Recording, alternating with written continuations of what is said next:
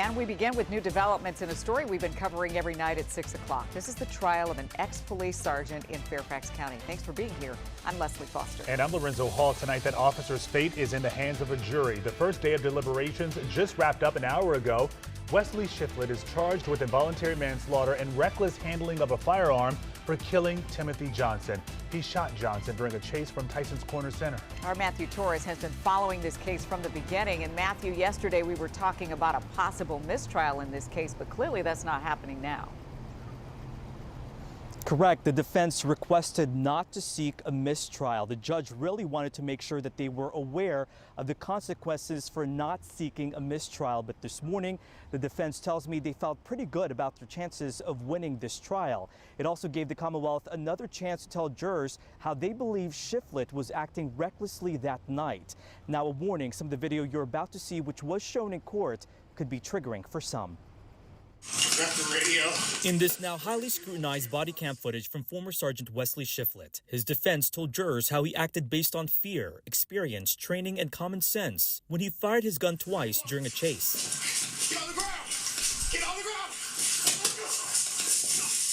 Stop reaching! Stop reaching! One bullet hitting 37-year-old Timothy Johnson in the chest, suspected of stealing sunglasses from the Tysons Corner Center Nordstrom in February 2023. Although the video is dark and grainy, Shiflett testified how he thought Johnson might have had a gun because he got on his knees when he tripped, reached for his waistband, and turned to him, relying heavily on use of force training experts this trial.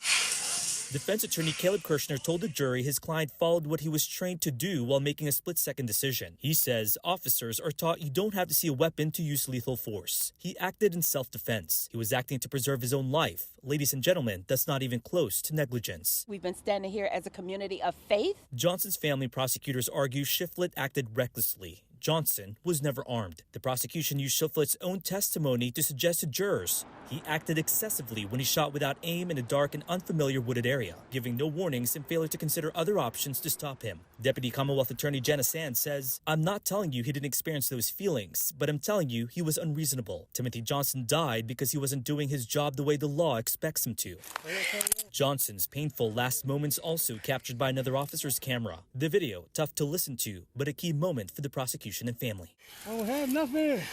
No, these on you. No, it's nothing. Okay. Why not shooting? This gave him an opportunity to have his voice heard. From the ground, he gave his testimony. He said, "Why did you shoot me twice?" Now, the jury, made up of 8 women and 4 men, started deliberating just before 2:30 p.m. today. They've wrapped up for the day and will come back tomorrow at 9 o'clock in the morning to continue deliberations. Guys? It's been a long time coming. We will see what happens, Matthew, and we know you'll be there. Thank you.